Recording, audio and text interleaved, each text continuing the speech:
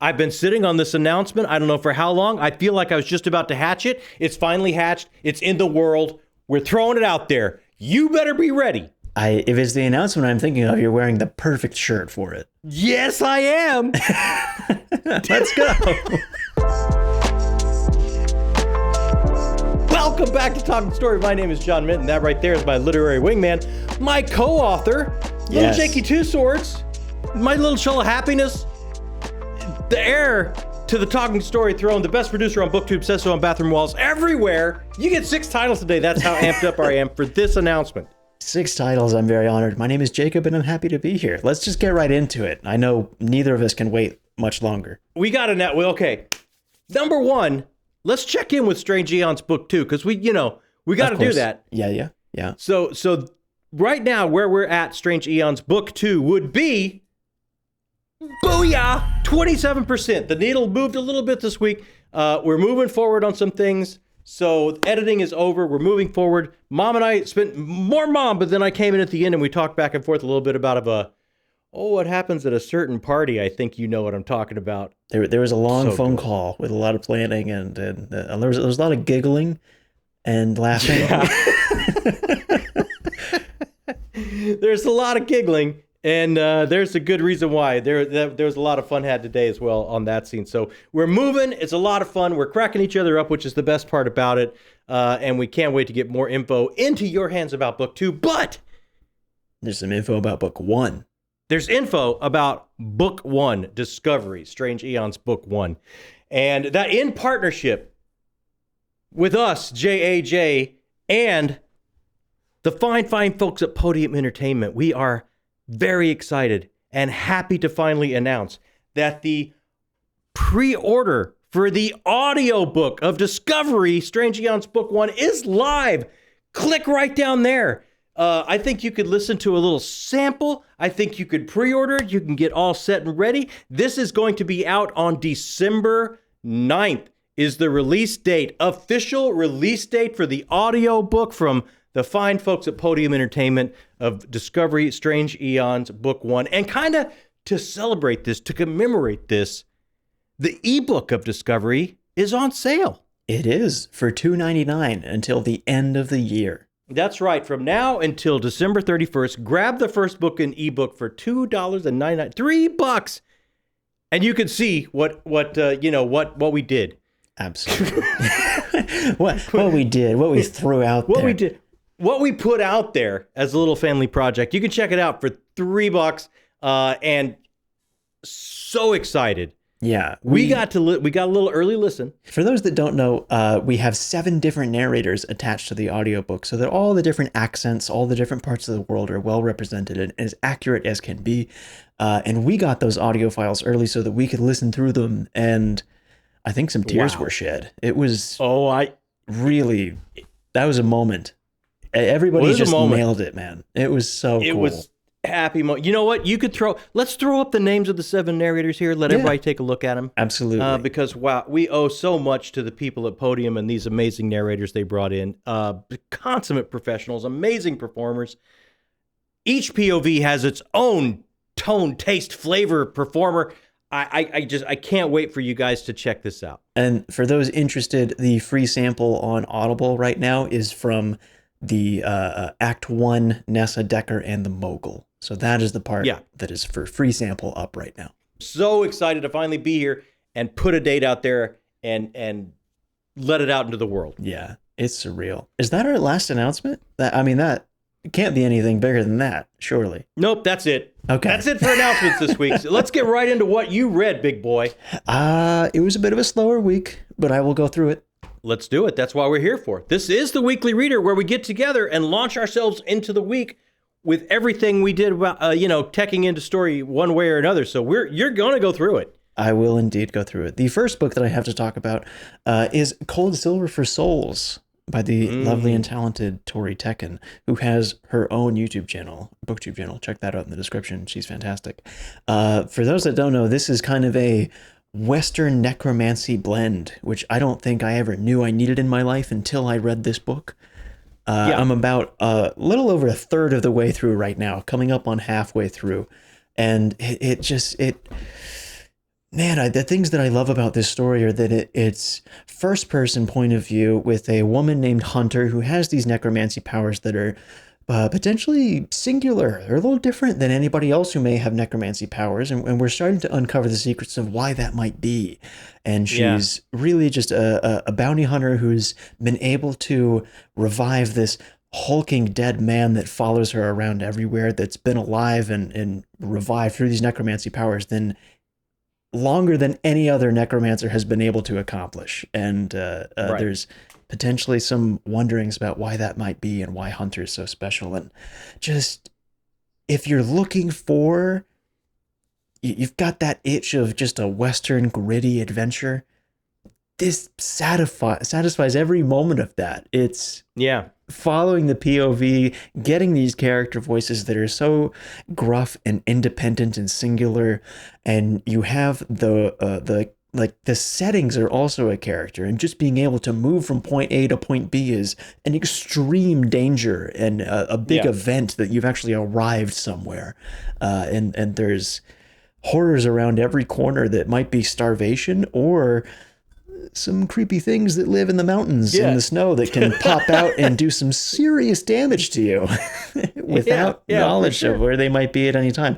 And it's so much fun, man. I'm really enjoying this. We're interviewing Tori about this later on in the month, and I've got questions already about how she was able to accomplish this. Jot them all down. I will. Jot them all down. I will. I love it. It's such an amazing, you talk about Hunter and that character journey and the world. It's like, every little thing you uncover is the mystery of her past, and that's where it's not just a story of happening here, but it's the mystery of this person and the mystery of her past and the mystery of the world that all comes together that just makes it so much fun. Man, there's something about just moving from point A to point B kind of story and being a bounty hunter that I feel like can so easily fall into the trap of just being, you're following a person doing a job, you know? Yeah. But Tori's really able to tap into, we're following a person doing the job, and yet doing the job coincides with this own character's personal journey. And we're uncovering more things about the job and this person. And perhaps they're going to link up together later. I'm not sure, but I'm loving that tandem succession happening right now. It's really entertaining. Absolutely. What else? Have you got into anything else this week? Other thing I picked up, which I don't have the physical book for because you were supposed to give it to me and we forgot. I'm just reading on my Kindle Disquiet Gods by Christopher Rocchio. I am 15% of the way through. And? Oh my God, this book is so good. It's so good, dude. Is it going to take, you could 15% in, can you already feel like, no, it's number one. Okay, this it's could be happening. This could be the fave. Like, it's the fave. Yeah. Immediately it's the fave. I mean, it's how much of it is because, no spoilers here, but one character in the relationship with one character between our main guy, Adrian. That's entirely it. That's it. We were talking about when I finished Ashes of Man, that the thing I'm loving about where the Sun Eater series is going is the backbone of Sun Eater has changed. It began as, the interesting things were the science and the wonders of the Cielsen, and could some type of truce be possible, and uncovering the intricacies of the culture and really learning about this universe and lore and all of that. And we've moved into a new section in the series where it's really Hadrian's emotional journey and how he's changed. And so true. Between Ashes of Man to Disquiet Gods is the biggest change for Hadrian in every way. He's a completely different person now just because of the position that he's in. And I don't want to go through spoilers or anything like that, of course. You can't. But for him being in that position, right? And then moving into some steps that have, maybe occurred in previous books. We're getting some flavors that have been in the series before, but because of who Hadrian is now, it feels entirely new and exciting. And it's so good, dude. It's so good. It's going to be the favorite. I know it is. And I also know this is probably going to be my least favorite section of the book. I feel like it's just going to get better as it goes on. Oh, it is things a Sun Eater book as it moves on, things amp up. Things amp up. I'm sure. Do I have a 50% big moment to look forward to? Do I hit the downhill slide halfway through? You've got it's that roller coaster where you hear the chink chink chink Yeah, chink yeah. chink chink chink chink chink chink, and then you hit that, and there are I'm gonna say there's like a handful of moments that just make you Really? go, oh man, yeah. Okay.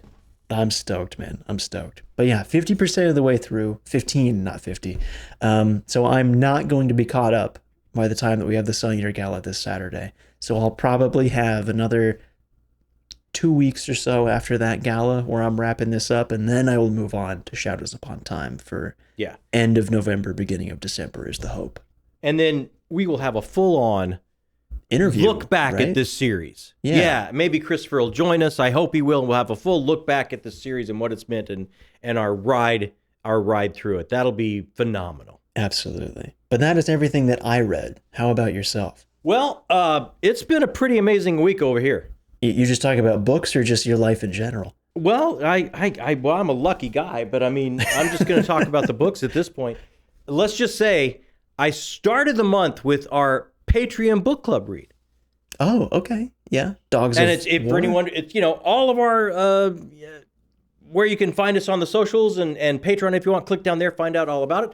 But these are the fine folks, our correspondents, directors, and producers. They make sure we have a book club. They vote on the time. And this month, it was chosen to be Guns of the Dawn by Mr. Adrian Tchaikovsky. Now, this is my third Adrian Tchaikovsky book, so I was really looking forward to it because I liked the first two very much. Yeah, Dog's War and Service Model.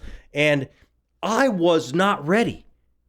I was not prepared for Mr. Adrian Tchaikovsky. This thing was, look, I have out there my all-time favorite standalone fantasy list. That's going to have to get redone after reading this book. This is going to have to fit on there somewhere. And let me tell you, the most amazing thing about that is there's artists and writers specifically that it's like, oh gosh, that's unrecognizable to me. I've read a couple books and yet I don't know who this is. Like he's put on a whole different skin and a mask and started telling this story from a completely different place from what I would expect after reading those first two books. He's an absolute chameleon of an artist and an author, and he can change his tone. He can change his style. He can change his wordsmith abilities to kind of fit into that tone and style of the tale that he's weaving for you. And this was just unbelievable. I had so much fun with this. And at the get-go, you wouldn't think it. It's like, oh, okay, I've never read a flintlock fantasy. Which I don't know if you know what that is, buddy. It's like it's not. We're not looking at like medieval or dark age type or anything. It's like there's gunpowder, there's early industrialism, right? Yeah, coming into the world. So I never really read one of those. Didn't really feel like it would be my bag. I'm not a big love triangle guy. I'm not a big romance guy. I didn't think. But here's the thing that Adrian Tchaikovsky has taught me. I absolutely am those things. It just has to be done well and in an engaging fashion. This is the story of the amazing, I would walk into traffic for this character. I would walk into a busy intersection to protect this character. This is the tale of Emily Marshwick. She's kind of an aristocratic family. There's been shadows upon this family from some past tragedy. And this is a world at war. This is a world at war where you have a monarchy and you had an ally monarchy right over here. And now they've had an uprising and become a republic. And they want to spread that ideology over to what was once their allies. So now there's this desperate, unending war that just keeps going and going and going. And as we start in the eyes of Miss Emily Marshwick here on her estate with her sisters, and she's watching the town she lives in be affected by this never-ending war, and she's seeing men get conscripted and drafted and called up to the two fronts where this is going on.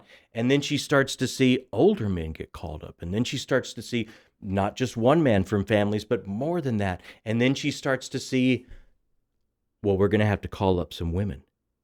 And Emily herself has to go to one of these fronts, one of these hideous, hideous fronts. So all along, this is told in kind of like a Jane Austen type style, and he just nails that. You absolutely are thrilling with this type of tale of this aristocratic person who has a certain sensibility of manners and what civilization should be and how things should be followed, and the past tragedy that she's trying to overcome in this familial way. And then all of that gets stripped away and pulled asunder when she's thrown into this unbelievable swampy the front of war, where she's called upon to do things that she never could have imagined herself doing as an upstanding woman in this civilized estate where she came from. And as she takes these steps, as she meets these new people, as she has to find the depth within herself to do what is called upon her to do, when you start to look at what the cost of conflict really means, when you start to look at who are you fighting for? The ideology you're fighting for, is it as pure and true as you once thought it was? Or as in every aspect of civilization, when it's run by people and people are flawed, you will find the flaws in that crack. You will find the problems with what has been put together and who is hiding amongst those cracks and who's just trying to get by and what truth really means. And you're at the forefront in the deep, dark depths of a fight to protect what those truths are. How truthful are they really? What's really going on? And in this aristocratic monarchy, just certain family names can fail upwards. What does that mean to it all? What does it mean when you have to completely reevaluate what womanhood means in this civilization? It's such an amazing journey. I thrilled to every step of it. I thrilled to not only the tale of aristocratic manners and a love triangle butting at this and rooting for this person and then rooting for that person and then just thrilling at every step of the way. But then each and every one of these battles, oftentimes when a battle comes up in a book, I just like, okay, let's get back to the scenes where the people are talking. I want to unearth these emotional journeys. I want to spend time with these people and see these relationships build and grow. But what happens in these battles is these relationships have built and grown with these people, that when they're put into danger in these precarious situations, in this hideous front of battle, you absolutely thrill and turn pages as quickly as you can, because you're just so enamored of these people. You're so protective of these people. You're so all in on these people's journey. It works on every level, and then at the end is just absolutely heartbreaking and thrilling at the same time, how it all comes together. He is quite the craftsman, Mr. Tchaikovsky. He is quite the chameleon, and he has absolutely just sunk his claws into my heart with this one. This is, not only a book that's going to make my faves list of standalone fantasy, but it's make me want to read more Adrian Tchaikovsky sooner than I even had on my docket. It makes me want to bump all of those up, because this has just amazed me of how much he can just change his absolute output of how he tells a story and his style. What a talented guy, man. What a prolific guy. This blew my hair back. Great read. Amazing way to start the month. Had so much fun with this, and it taught me, or refreshed in me, that there are no stories, there are no tropes that are not for you. It just takes the right storyteller to make it your fave, even though when you may not think it is for you, it could become your fave. Be open, go in without preconceptions, and just let it take you, let it open up to you, let it open you up, and see what it does to you on the journey. That's exactly what this did. It was such an amazing way to start the month. Completely agree with what you said there at the end. That's a fact. Man, what a start. Now you got to follow that up with it sounds like an author that's becoming an auto-buy author for you. What'd you read next? Well, I followed that up with, here's the thing. You know what? Since this was the book club pick of it, let's thank some folks first, because it was them that brought this to me this month. Oh, you're just trying to delay, but I'll let you do it. Let's thank people. Let's thank some folks. These are our fine patrons. Thanks each and every one of you. Thanks, everyone. Just a quick break in the action to thank all of our correspondents, directors, and producers on Patreon. These people keep the lights on. They make decisions for us because we don't know what we're doing. We're not great at making the decisions around here. The decisions all the way from what I'm going to read next, what the book club of the month Patreon pick is going to be, but all the way up to video ideas and what we're going to do here on the channel coming up for you. If you're interested or you want to find out how you can be a part of this, right down there in the description box, click the Patreon link. It's got all the answers for you. And once again, thank you to all of these fine people that are helping us build the channel, our correspondents, directors, and producers. What better way to follow that up? And I think you're going to understand. Okay. Because you're going to see this way sooner in the month than you normally see this. Is it One Piece?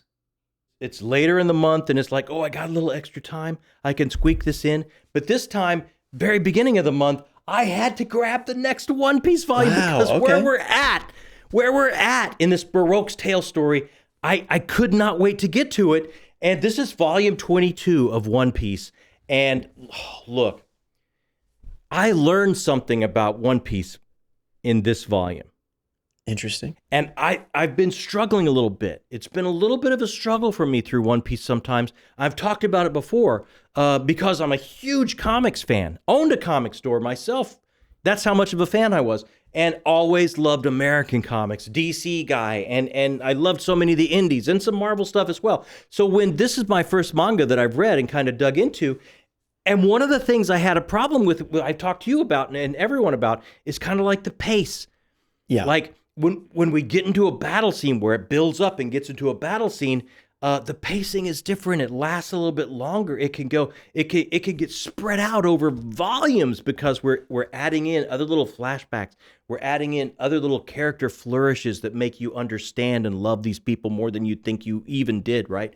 And what I learned in this volume is it's all for a reason. This pace, and let me tell you who taught me this, the despicable Mr. Crocodile. Let me tell you, this guy, I can't wait for him to see. I can't wait to see every blow landed. I can't wait to see him knocked down. I can't wait to see him laid low. I can't wait to see him get what he deserves. And this pace has built up and held the tension and the anticipation of that to where when it starts to come, it pays off even more. It's even more lovely because you've been made to wait and you've been made to learn little bits about these characters before you get there, and the anticipation has worked on you. And when you start to get there, it's even more important and it's even more earned. And you've seen the journey of your hero get to where he can even achieve delivering what is due to Mr. Crocker. So you've seen all this and you've waited breathlessly, and this anticipation has waited for you, and this tension has been held just right on this razor's edge. And then when it comes, it's like, it just makes you want to fist pump. And that is why where volume 21 left off, I had to pick this up earlier in the month. And let me tell you something, right where volume 22, I might have to do 2 in a month.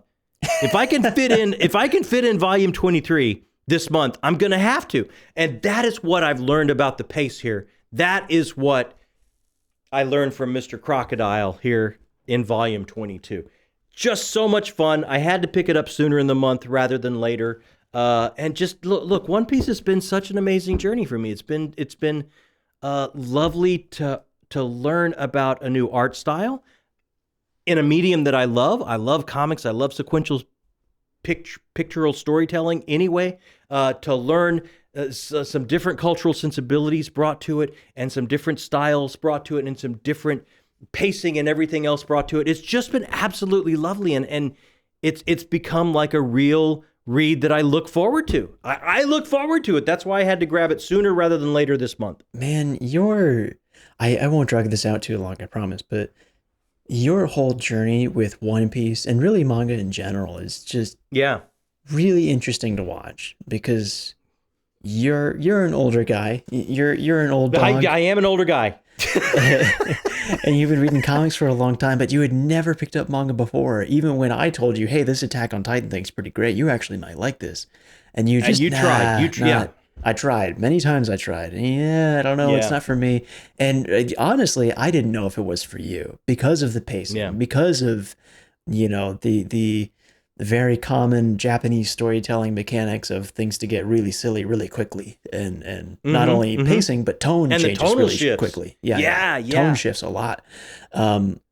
But seeing you get into One Piece and it just completely dig in your heart so quickly, and you switch and do a 180 on what manga can do, and it's just so cool to see, man. It makes me happy. It's an interesting thing when you bring it up like that, because I think, and this is to my own shame, is sometime when your own kid comes at you like, try this, and it's easier to go, oh, yeah, step away over there, youngin'. You don't know what I like. You know what I mean? Everyone's done that. It's easier for you to dismiss them, and I should not have done that. I've learned some lessons here, getting into One Piece, and I'm happy for the way it's changed me. Yeah, I think One Piece was the correct first one for you to read, just because of what that story means and what it does. I think it's done its job on you. It's done it well. Yeah. Oh, no doubt. So I did pick up something after that. Oh, what did you get? Please tell me. This is we've kind of done this before here on the channel, where we captured Christopher Rocchio and we had him lead us through Shadow of the Torturer. Did you pick up the next one? No. Okay. We had Christopher Rocchio get together, like a book that had inspired him and that he loves. He came on board with a big reading group of us and kind of led us through. So another author that we love, the amazing, incomparable Janny Wirtz, said, you know what? I think you will love this book. I love this book. I want you to read this book. So I went out and picked this book up, and this book is The Scorpio Races by Maggie Stiefvater.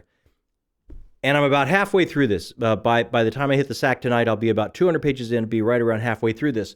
So I should be wrapping this up Tuesday. And then I think I'm going to do the same thing. I'm going to have Janny come on and hang out, and we can talk about this amazing, lovely book that she finds so fun and inspires her in different ways. So we're going to talk about it. So why don't we put a link down there? Everyone that would like to pick this up and try it out, so you could be ready for our conversation between me and Janny about this book, like go ahead, because let me tell you something. This is really good. Really good. How? Give me the pitch for it. I have no idea what it's about. Picture a crashing sea against some craggy cliffs. Think an Ireland. Think a mystical, fantastical Ireland. Think a small town right there on the side of the sea where the cliffs fall into the sea. And once a year, they have these Scorpio races. And what those are these amazing, fantastical water horses can come from the sea in late October, early November. So this town comes to life with a huge festival every November where people from the mainland come over and they fill themselves up with treats and festival fun, and then they all watch the Scorpio races, where the riders in the small town capture these water horses as they come up from the sea, and they race them along the beach. But here's where it gets really interesting. These water horses they're all dangerous hooves and teeth, and they live on bloody meat. And to capture them and to race them, there are absolutely going to be some casualties. So much so that this little town, the two main characters we're following here, Puck and Sean, these two young racers, have both had horrible familial tragedies at the hands of these water horses. And now, as they're girding up and they're getting ready and they're entering training this year for this year's Scorpio race, and they're finding their mounts, and you follow along,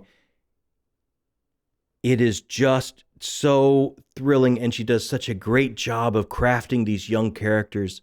I love Puck, and I love Sean, and I love their stories, and I love this world, and I love these unbelievable creatures that come up once a year and bring life to this little town, and at the same time, the threat of horrible tragedy right there with it in parallel at the same time, and how they have to eke their life from this hard Scrabble reality by grabbing these untamable creatures and riding them along the beach to see who can come out on top and who is going to end up a bloody smear along the pebbles of that beach, because there absolutely are going to be casualties year after year after year. But this is just what life is here in this fantastical town. It is such a fun, thrilling read. I can't wait to talk to Janny about it. I'm so thankful she brought it to my attention. I mean, you read the prologue of this and you're like, okay, yeah, I'm in. The danger is off the chart. I am absolutely in on this. So anyone that wants to join us with our conversation, grab a copy, read it. You'll read it in under a week. 4 or 5 days, you'll blow through it. It's well worth the time. So much fun. Jeez, man, that makes me want to pick it up. That sounds awesome. You would love it. I bet I would. I mean, honestly, anything that inspired Janny, I'd probably love. Yeah, absolutely, right? Yeah. So what's coming next? You want to go first? What's coming next for you? I'm assuming just more Cold Silver for Souls. What's coming next for me is more Cold Silver for Souls, more Disquiet Gods, and eventually Shadows Upon Time. How about yourself? Ooh. What's coming next for me is, because like I say, I will probably be wrapped up with this by, I'm going to say Tuesday, couple days, another couple days, and I will wrap this up because I can't put it down, quite honestly. And what comes up next? You know we do one indie read a month here. Ooh. What is it this month?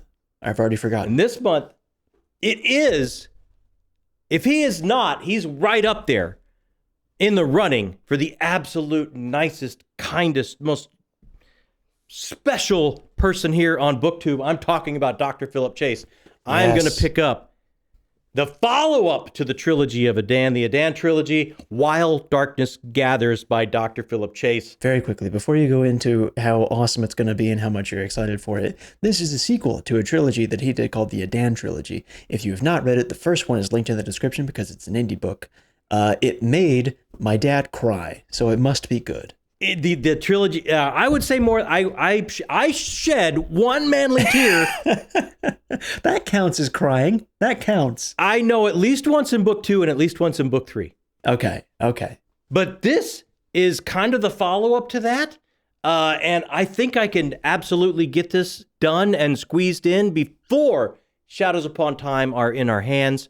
We're going to the big event this weekend. And then if I can fit this in, then it's all going to be Shadows Upon Time after that. What did you watch this week? There are other things I watched, but there's one thing I have to talk about right now because you watched it and I'm really excited. Even though I'm not caught up. You're not caught up? I'm not. I didn't watch the episode from yesterday, but we're talking about The Chair Company on HBO. No, it's not until tonight. Oh, today's Sunday. I'm all messed up. Yes. Then I am caught up on The Chair Company. You are caught up. You've watched the first 4. I've watched the first 4. Yes. I'm so happy that you liked this show. Oh, this thing is hilarious. Yeah.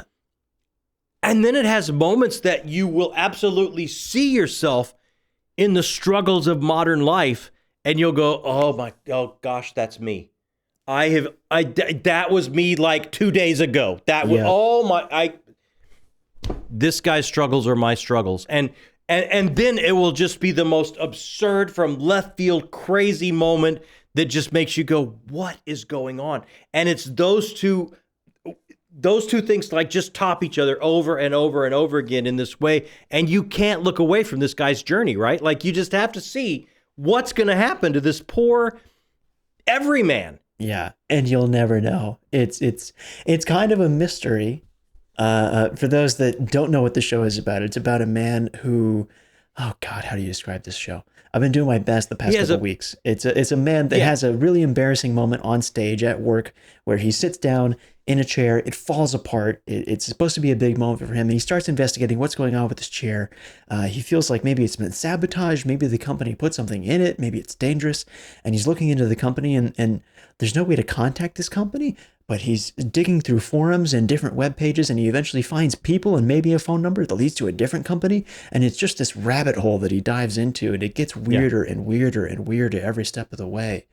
And there's no possible way to predict what's going to happen next. I've looked on the subreddit of like people trying to theorize what happens next. I'm like, man, you're playing a losing game. You can't possibly predict what's going to happen. It's a losing game, and at the same time, you're watching this Gordian knot of our modern life. I mean, this is all of us trying to navigate the way business is done these days. Yeah. You can't find a person. You can't have that personal touch. You can't, like, all these things he's dealing with, like I said, and you just watch his mad descent trying to make sense of what him trying to navigate the way life runs these days is. Yeah. It's so inhumane. It's so great. I love that show. And then you start to filter in these little, let's just say conspiracy theories that you hear about all the time, Yeah. On this news channel, that news channel, this periodical. You start to find these little things like, oh my gosh, are they bringing that in? That like it's extremely well done, but it's laugh out loud funny. It's amazing. It's so funny. There's another one tonight, so I'll probably watch it after this is over. I think it starts in the half hour. That's my plan as well. I know I watched other stuff, but I can't even remember what they are because that overshadowed it. What about yourself? Well, let's just say I watched as many Spurs game as I can. I mean, my Spurs are now 7-2. 7-2. I mean, that's pretty good, man. That's amazing. Yeah. I mean, you're hoping to have a winning record after the first 10 games. Like, let's take these first 10 games and see what's going on. And they're winning games while they're still learning. They're still coming together. They're still figuring some things out, how to handle a double team, how to get these pieces back that are injured, these kind of things. But they're still finding ways to win while they do that. So even though we've only played 9, we got one more game to go in that first block of 10. Even if we drop it, we've won 70% of that first 10 games. The season is off to a fun start. I love to root for these guys. They just seem like they're loving to play together. They've bought into the system, to the town, to each other. It's just a great group to watch, and I'm having a great time with the season. Now, you and I are big fans. We think it's peak TV of Breaking Bad. Oh, yes, the new Vince Gilligan show. Yes, so Vince Gilligan has his new show on Apple Plus, and it's called Pluribus. Yeah, and it's supposed to be a supernatural thing, right? It absolutely is. I would categorize it as sci-fi. Okay. And it stars the amazing Rhea Seehorn from Better Call Saul. Yeah. Mm-hmm. And I watched the first 2 episodes of that. How was it? I liked the first episode a little better than the second. Okay. It's a very intriguing start. It has an opportunity to be very, very special, but by very early, got to see where it's going to go. Of course, the performances are amazing.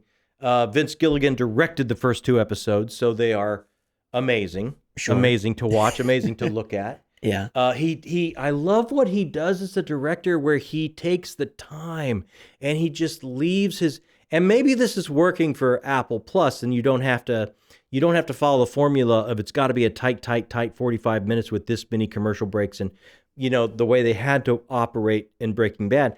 And now where it's more of a streaming service mentality, where I can just let the cameras linger and stay on this person and watch life happen behind the eyes. I could just linger on this establishing shot and let the terror of how the world has changed register on the viewer. I can take that time because I don't have to worry about this fitting in these commercial breaks and working into this tight schedule that you would on network TV.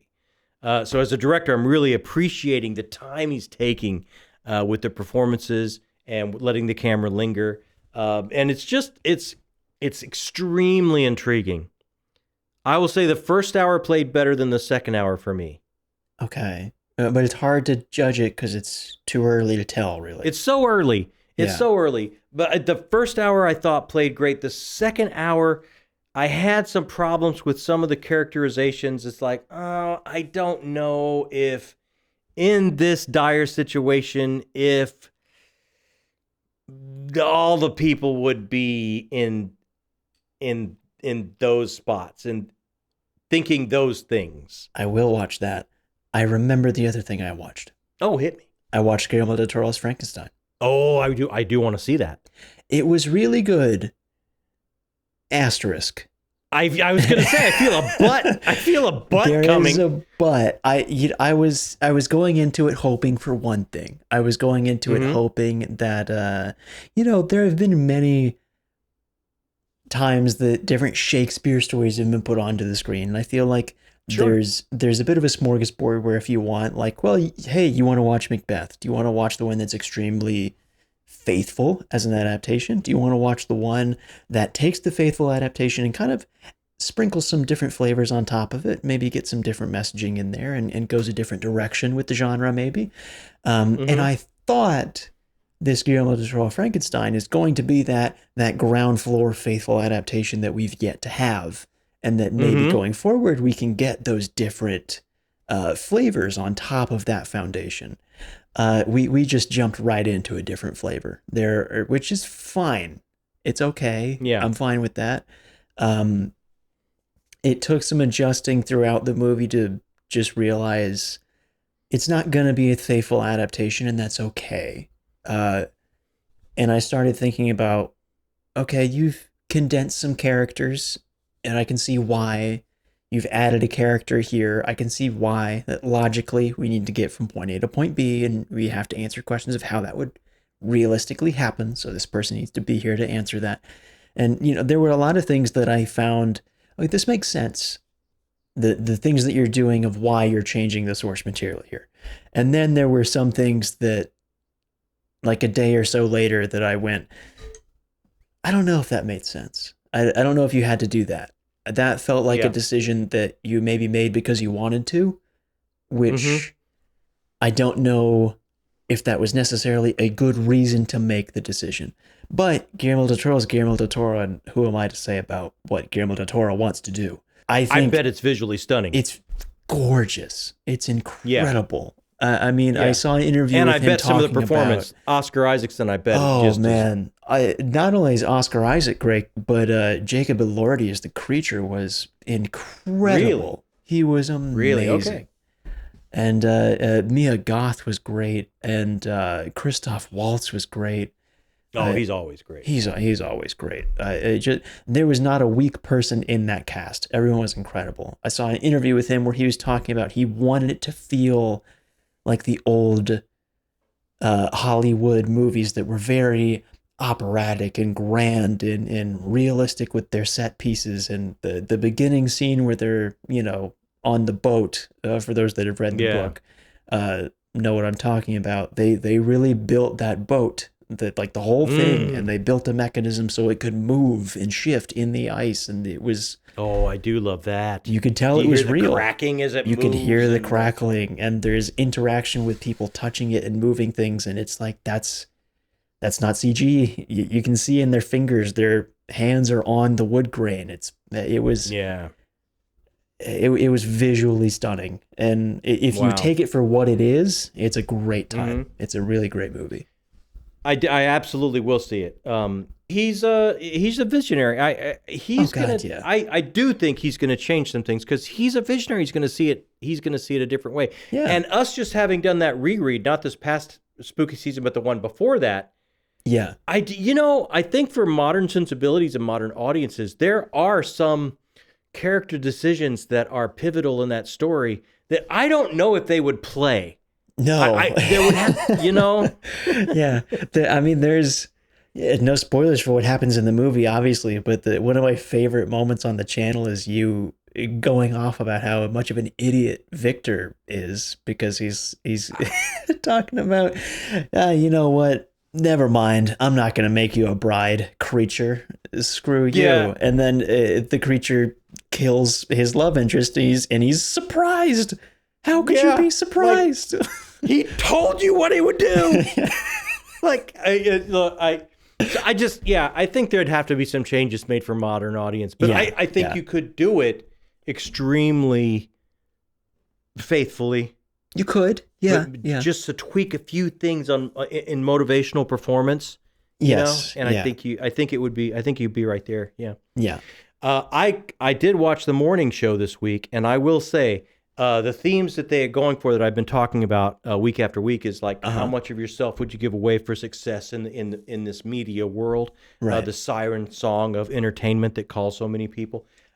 This past week's episode was all about, you'd give that much of yourself, and yourself has been created and made from somewhere in somebody.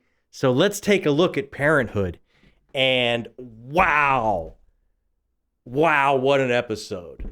It was, you know what I'm saying. If it was an episode about parenthood, and Billy Crudup just grabbed every bit of scenery and chewed the ever-loving daylights out of it. He grabbed hold of it. He made great choices. He committed all the way. It was a great performance. And if it's using parenthood is that type of, what I did. You cried, I'm sure. Oh, like a 3-year-old whose big, fat, chubby thigh was pinched too hard. I cried like that little baby.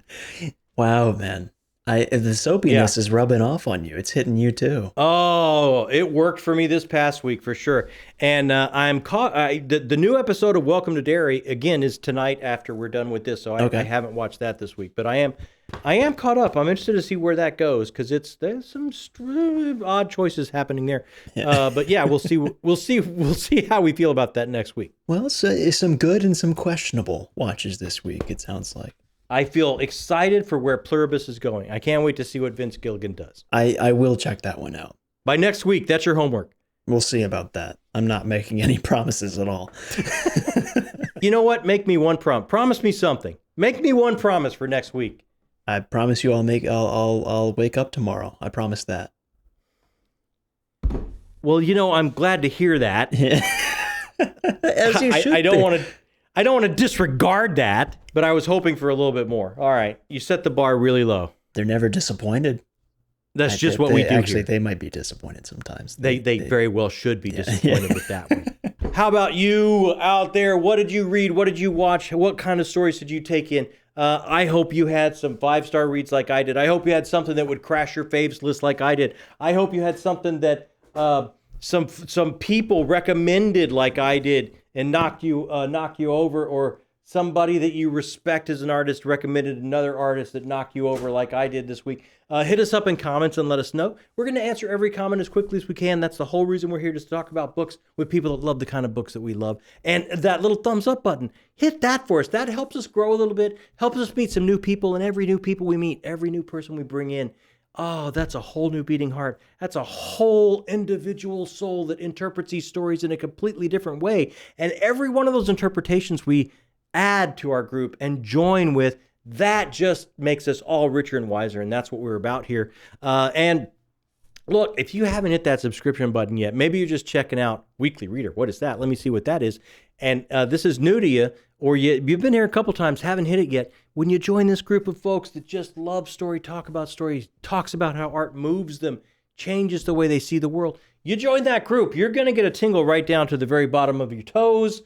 And that's just scientific fact. That's just goodness that no one can dispute. And if they would dare to dispute it, whoo, they would be in some legal trouble. I'm sure you'd agree with that, wouldn't you, son? That was the most point blank threatening way to say that we've had so far. And for anyone who says otherwise, may God have mercy on their soul. On your very soul. What do you think of that, Jacob?